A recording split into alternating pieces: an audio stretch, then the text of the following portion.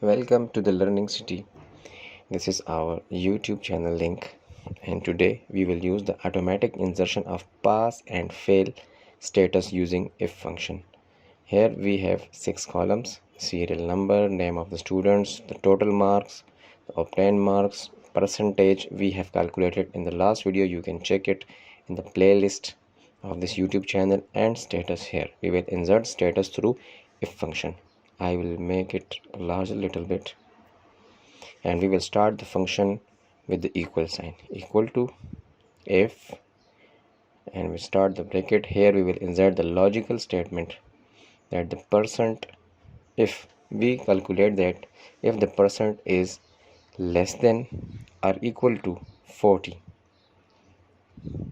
and here we will insert the value if the statement is true.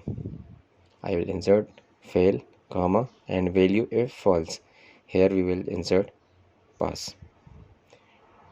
Press enter. Here because the value is 86 is greater than 40, so it becomes pass. Now we will drag it to the more rows. We will see it. Here you can make a little change if you want to make it greater than 40. We will insert pass here and fail to the next statement. If 86 is greater than 40, here we will insert the pass. If the percentage is less than 40, it will automatically insert the fail statement. Now write the formula. Now 50.